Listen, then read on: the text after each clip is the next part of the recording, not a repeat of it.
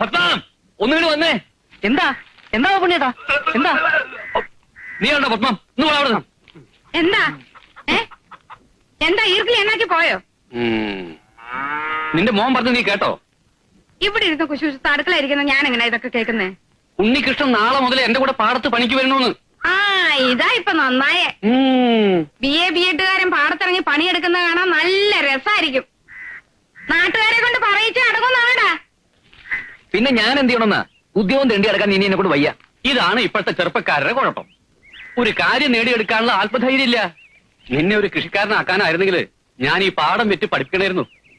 കൃഷിക്കാരനാണെന്ന് പറഞ്ഞങ്ങോട്ടിയല്ലേ ദമയന്തിയ കമലാക്ഷി വേറെ ആമ്പിള്ളേർക്ക് കെട്ടിച്ചു കൊടുക്കും. അതല്ലതാ അവിടെ ആലോചനക്കാരതല്ല. നീയാണോടാ അവന് ബുദ്ധി ഉപദേശിച്ചു കൊടുക്കുന്നത്? അയ്യോ അല്ല, എന്റെ ശക്തി അനുസരിച്ച് ഞാൻ പിന്തിരിപ്പിച്ചിട്ടേ ഉള്ളൂ. ഉണ്ണികൃഷ്ണൻ ഒരു ജോലി കിട്ടിയിട്ട് കട്ടയറുപ്പ് നിർത്തി ഉണ്ണിയുടെ കൂടെ പട്ടണത്തിൽ കൂടണമെന്നാ എന്റെ അന്ത്യാഭിലാഷം. അയ്യടാ അവന്റെ ഒരു അന്ത്യാഭിലാഷം. വേറൊന്നും വേണ്ടേ? ചുമ്മാ അല്ല അവനൊരു ജോലി തരാവാത്തത്. ആരെന്ത് പറഞ്ഞാലും ശരി, എനിക്കിനി ചുമ്മാ ഇരിക്കാൻ വയ്യ. ആ പാടത്തിറങ്ങി 4 കളകൾ വെച്ചാൽ അത്രയും വയ്യ. എന്റെ ഉണ്ണി മനസ്സ് തളരാതിരിക്കുക.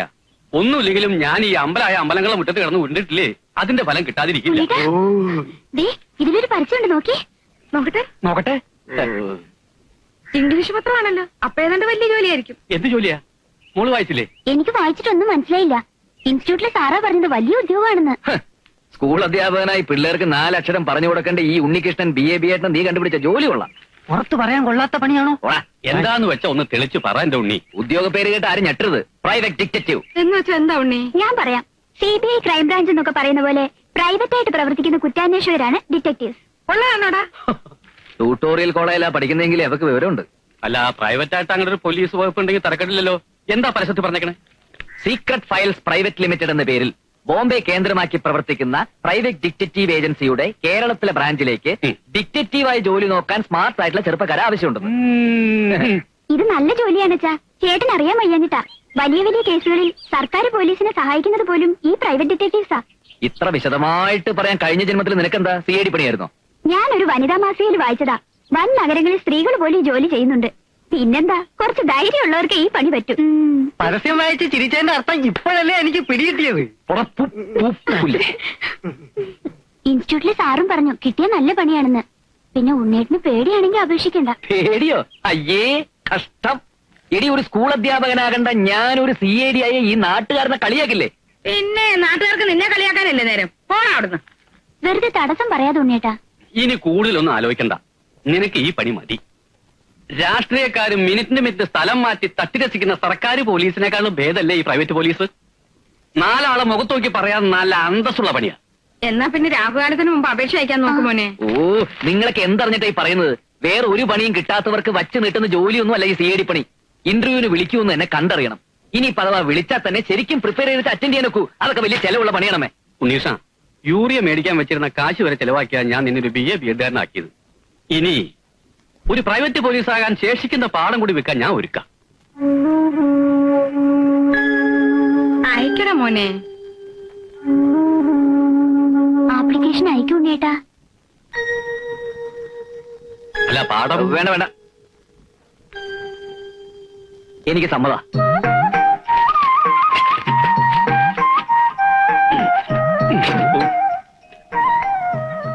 എന്റെ പാറയ്ക്കാവിലമ്മേ, ഇതവന്റെ 52ാമത്തെ അപേക്ഷ.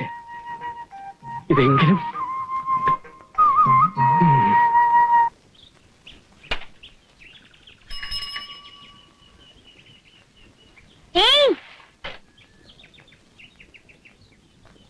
പത്മാലയത്തിൽ ഉണ്ണികൃഷ്ണൻ BA കത്തുണ്ടോ? ഇല്ല.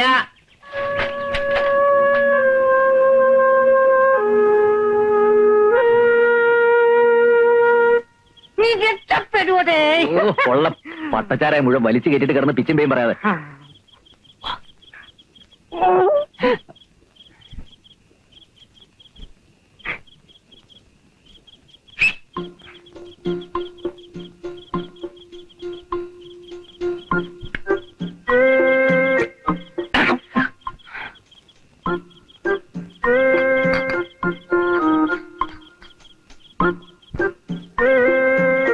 നീ ഇവിടെ തന്നെ നിന്നോണം. ആരെങ്കിലും വന്ന സിഗ്നൽ തന്നാ മതി. പിന്നെ ആരെങ്കിലും വന്നാ ഞാൻ എന്ത് ചെയ്യും? എന്ത് തരണമെന്ന് പറഞ്ഞിട്ടാ പട്ടി. ആ തരാം തരാം.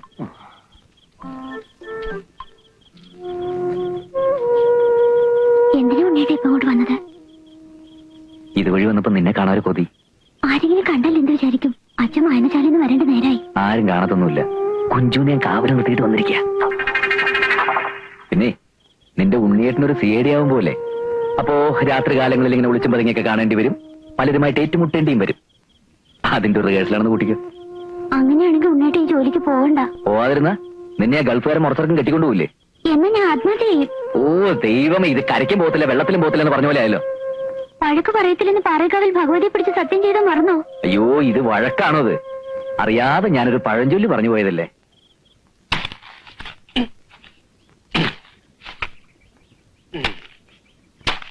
അപ്പുണ്ണേട്ടാ, എന്താ വാസു? ഒന്നിങ്ങ് വന്നേ, ഒരു കാര്യം പറയട്ടെ. ഉണ്ണികൃഷ്ണൻ ഇന്റർവ്യൂവിന് കാർഡ് വന്നു എന്ന് ദമയന്തി പറയണ കേട്ടു. ഉള്ളതാണോ? അതെ. ഈ ജോലിയെപ്പറ്റി സൊസൈറ്റിയിൽ ഒരാളുമായിട്ട് ഞാൻ സംസാരിച്ചു. വലിയ പദവിയും പത്രാസുള്ള ഉദ്യോഗമാണെന്ന് പറഞ്ഞത്. മാത്രമോ നല്ല ശമ്പളവും. അയ്യോ വാസു, സ്വാധീനം ചെലുത്തേ കിട്ടുമായിരുന്നെങ്കിൽ ആ വഴിക്ക് ഒരു ശ്രമം നടത്തി നോക്കായിരുന്നു. ഏയ്, ഇത്തരം ജോലിക്കൊന്ന് റെക്കമെൻഡേഷൻ കേൾക്കുമെന്ന് എനിക്ക് തോന്നുന്നില്ല. ഞാൻ പറയാൻ വന്ന അതല്ല. സൊസൈറ്റിയിലെ രാഘവൻ എന്നോട് കാര്യം പറഞ്ഞു. ആലോചിച്ചപ്പോ ശരിയാണെന്ന് എനിക്ക് തോന്നി. എന്താ അത്? CID പണിയാകുമ്പോ വെറും കുറ്റാന്വേഷണ നോവലുള്ള പരിജ്ഞാനം മാത്രം പോരാ. കായിക ശക്തിയും ബുദ്ധിശക്തിയും വികസിക്കാനുള്ള പരിശീലനമാണ് ആവശ്യം. അതിനിപ്പോ എന്ത് ചെയ്യും? രാഘവന്റെ പരിചയത്തിൽ ഒരാളുണ്ട്. പോലീസ് ട്രെയിനിങ് കോളേജിൽ പോലീസുകാരെയും നായ്ക്കളെയും ഒരുപോലെ പരിശീലിപ്പിച്ച് റിട്ടയർഡ് ആയ ഒരു ഋഷികേശൻ നായർ. അയാളെ കിട്ടിയ നമ്മൾ രക്ഷപ്പെട്ടു. എന്നാ അയാളെ വരുത്താം. പക്ഷെ കക്ഷി ഇപ്പൊ എവിടെയുണ്ടെന്ന് രാഘവന് തിട്ടമില്ല. അന്വേഷിക്കാൻ ഞാൻ ഏർപ്പാടാക്കിയിട്ടുണ്ട്. പക്ഷെ അയാൾ ചോദിക്കുന്ന കാശ് കൊടുക്കണം. ഓ, അത് സാരമില്ല. വാസു ഒരു കാര്യം ചെയ്യും. ആ ഋഷികേശനാരെ എങ്ങനെയും തപ്പിയെടുക്കാൻ നോക്ക്.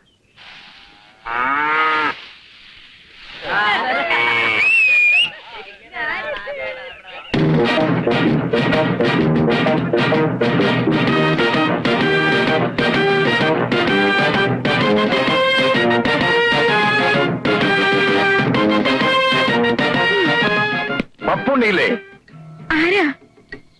മനസ്സിലായില്ല. അതൊക്കെ നേരിട്ട് പറയാം. വിളിക്കേ. അക്രമൊന്നും കാണിക്കല്ലേ. അങ്ങേരൊരു പാവം. അക്രമം കാണിക്കാൻ പോകുന്ന അങ്ങേരോടല്ല, അങ്ങേരുടെ മകനോടാണ്. ഉണ്ണികൃഷ്ണല്ലേ ഇവിടെ? അയ്യോ, അവൻ അങ്ങേരെക്കാളും പഞ്ചപാവോ. അതേ, ഒന്നിങ്ങോട്ട് വന്നേ. വിളിക്കേ, വേഗം വിളിക്കേ. താഴെ വയസ്സാറേ, നിങ്ങൾ എന്തോ കാണാൻ നിൽക്കുവാ? ആരെങ്കിലും ഓടി വന്ന് പോലീസിനെ ഒന്ന് വിളിച്ചോണ്ട് വാ. വരൂ വരൂ. നിങ്ങളെയൊക്കെ കുറച്ചു നേരത്തേക്ക് ഭയപ്പെടുത്തേണ്ടി വന്നതിൽ എനിക്ക് ഖേദമുണ്ട്. ഞാൻ ആരെയും കൊല്ലാൻ വന്നതല്ല. ഇദ്ദേഹത്തിന്റെ മകനെ CID ആയി വാർത്തെടുക്കാൻ വേണ്ട പരിശീലനം കൊടുക്കാമെന്ന ട്രെയിനറാണ് ഞാൻ. എന്നാ പിന്നെ ഇയാൾക്കത് നേരത്തെ പറഞ്ഞു തുടക്കാൻ വിചാരിച്ചു. എന്തിനും കുറച്ച് ടെൻഷൻ ഉണ്ടാക്കുക എന്നുള്ളത് എന്റെ ഒരു ശീലമാണ്.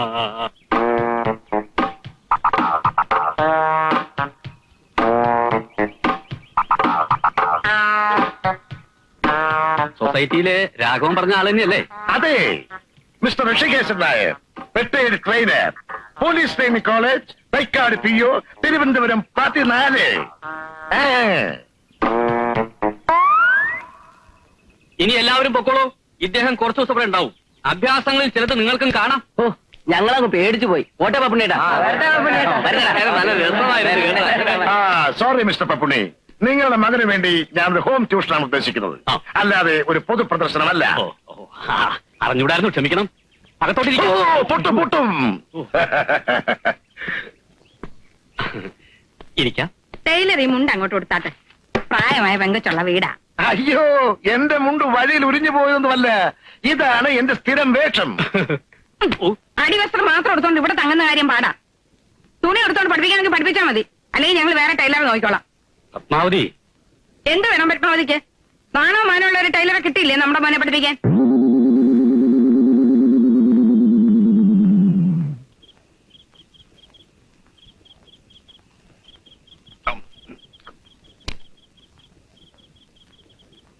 ഈ പോലീസുകാർക്കും നായ്ക്കൾക്കും അല്ലാതെ ചേട്ടൻ വേറെ ആർക്കൊക്കെ ട്രെയിനിങ് കൊടുത്തിട്ടുണ്ട്? അയ്യോ, അതൊക്കെ ഇപ്പൊ എങ്ങനെ ഓർത്തിരിക്കാനാ? ഒരുപാട് എണ്ണത്തിനെ പരിശീലിപ്പിച്ച് അയച്ചു. രാജീവ് വധക്കേസിലെ ശിവരസൻ എന്റെ അടുത്ത് പരിശീലനത്തിന് വന്നതാ. ദൈവാധീനം കൊണ്ട് അന്ന് ഞാൻ ചവരി പറയുന്നത് കട നടത്തുകയായിരുന്നു. അതുകൊണ്ട് നടന്നില്ല. കടയോ? കഥയല്ല, കളരിയും.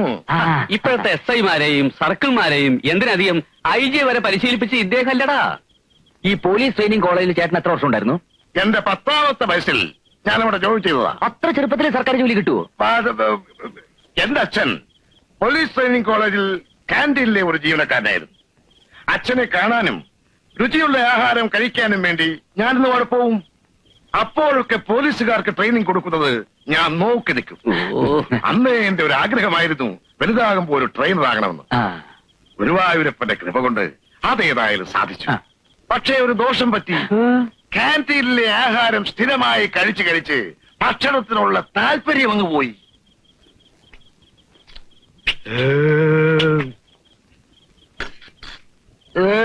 പത്മാവതി കോഴിയിറച്ചെടുത്തോ. എന്റെ പറശ്ശിനിക്കട മുത്തപ്പ ഇയാടെ മുഖത്തും വയറാണോ? ഇതുണ്ട് നമ്മൾ വല്ല തേറ്റിക്കട്ടെ. അന്നത്തെ സംഭവങ്ങൾ മുഴുവൻ ഡിക്റ്റേറ്റീവ് അരുണാചലൻ തന്റെ ഡയറിയിൽ കുറിച്ചു വെച്ചു. ഗ്രാമം ഉറങ്ങിയിട്ടുണ്ടായിരുന്നില്ല. മുറിക്ക് പുറത്തെ കട്ട പിടിച്ച ഇരുട്ടിൽ ദൂരെയെങ്ങും ഒരു ചാവാലിപ്പട്ടിയുടെ ഓലി കേട്ടു. പ്രകൃതിയുടെ ഒരു ഇല പോലും അനങ്ങിയില്ല. കാറ്റേതോ നിഗൂഢതയിൽ ഒളിച്ച പോലെ. അന്തരീക്ഷത്തിൽ പഴകിയ ചോരയുടെ മണം തളം കെട്ടി നിൽക്കുന്നതായി അരുണാചലത്തിൽ തോന്നി. ഡയറി അടച്ചു വെച്ച് ഉള്ളിൽ കെട്ടുപിടിഞ്ഞു കിടക്കുന്ന ചിന്തയുടെ കുരുക്കൾ അഴിക്കാൻ തുടങ്ങിയായിരുന്നു അയാൾ. ഒടുങ്ങിനെ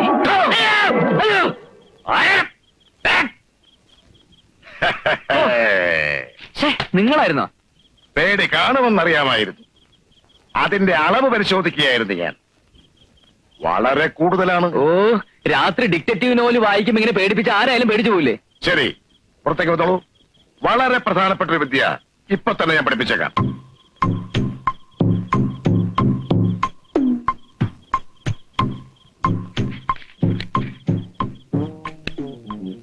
ഉണ്ണികൃഷ്ണൻ ശ്രദ്ധിച്ചോളൂ. തീപ്പെട്ടിക്കുള്ളി ഇങ്ങനെ വെച്ചിട്ട് തള്ളവിരലെ കൊണ്ട് നന്നായി അമർത്തി പിടിക്കണം. ഇത് പഠിപ്പിക്കാനാണ് ഈ പാതിരാത്രിയിൽ വായിച്ചോണ്ട് എന്നെ പിടിച്ച് പുറത്തിറക്കിയത്. ഈ പഞ്ചായത്തിലെ പീക്കിരി പിള്ളേർക്ക് പോലും അറിയാവുന്ന വിദ്യ അത്. ഒരു വിദ്യയും കണ്ണുമടിച്ചങ്ങനെ നിന്നിക്കരുത്. വല്ലഭന് പുല്ലുമായുധമെന്ന് പറയുന്നത് പോലെ ഒരു CIDക്ക് വിജയം കൈവരിക്കാൻ ചിലപ്പോ ഒരു തീപ്പെട്ടിക്കൊള്ളിയുടെ സഹായം വേണ്ടി വരും. അതെ അതെ, ഈ വിദ്യ എല്ലാവർക്കും അറിയാമായിരിക്കും. പക്ഷേ പറയുന്ന സ്ഥാനത്ത് കൃത്യമായി തെറിച്ചു കൊള്ളിക്കണം. അതിന് പറ്റുമോ? എഴുതാപ്പുറം വായിക്കാതെ ആശാൻ പറയുന്നത് കേട്ട് പഠിക്കണ്ടേ ഉണ്ണി? അച്ഛന് വയസ്സായെങ്കിലും വിവരമുണ്ട്. നോക്കൂ, ആ തെങ്ങിൻ ചുവട്ടിൽ കിടക്കുന്ന കടലാസാണ് എന്റെ ലക്ഷ്യം. ഇവിടെ നിന്നുകൊണ്ട് ഞാനത് കത്തിച്ച് കാണിച്ചു തരാം. 1, 2, 3. കലക്കൻ ഉന്നാശാനെ. അപ്പുറത്തെ പപ്പനാവന്റെ പറമ്പിലേക്കാ പോയത്. ഇനി അവിടെ തീ പിടിക്കുവോ? നീ ആ കരുനാക്കൊണ്ടൊന്നും മിണ്ടാതിരിക്കും പത്മം. എന്തുകൊണ്ടാണ് ഉന്നം തെറ്റിയതെന്ന് ഞാൻ വിശദമാക്കി തരാം. തെറ്റ് ആദ്യം പഠിപ്പിച്ചിട്ട് പിന്നെ ശരി പഠിപ്പിക്കുക.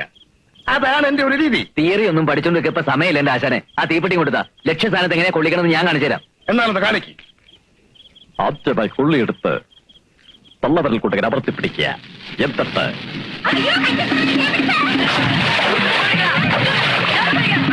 എന്റെ മുത്തപ്പ, കൃഷികാശൻ നായർ എറിഞ്ഞ കൊള്ളി പത്മനാഭന്റെ വൈക്കത്തുറവിലാണല്ലോ ചെന്ന് വീണത്. നാട്ടുകാരോട് നമ്മളിനി എന്ത് സമാധാനം പറയാൻ എന്റെ ഉണ്ണികൃഷ്ണ?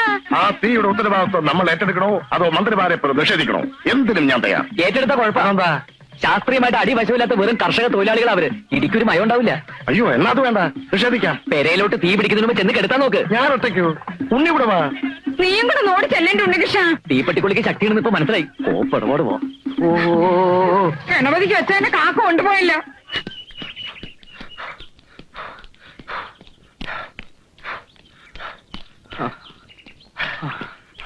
നിർത്ത്. വിയർപ്പാറിയ ശേഷം സഹിക്കാൻ പറ്റുന്ന ചൂടുവെള്ളത്തിൽ പോയി കുടിച്ചോളൂ. ഉമ്മക്കുട്ടി, ഒരു ഗ്ലാസ് വെള്ളം എടുത്തോളൂ. വന്നു ചെറിയ പുഴു. എങ്ങോട്ട് പോന്നു? ആ മുതുകന്റെ ഉമ്മക്കുട്ടി എന്നുള്ള വിളി കേട്ടപ്പോ പെണ്ണിന്റെ മനസ്സങ്ങ് അലിഞ്ഞു പോയോ? ദേ ഒരു കാര്യം ഞാൻ പറഞ്ഞേക്കാം, തലമറന്ന് എന്നെ തേക്കണ്ട. ഈ അമ്മയ്ക്ക് എന്താ?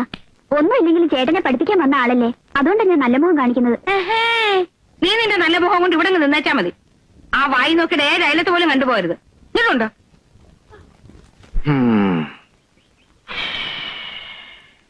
എന്നാ വെള്ളം. ഉമ എന്ത്? ഇയാൾക്ക് വെള്ളമല്ലേ വേണ്ടത്, കുടിച്ചാട്ടെ.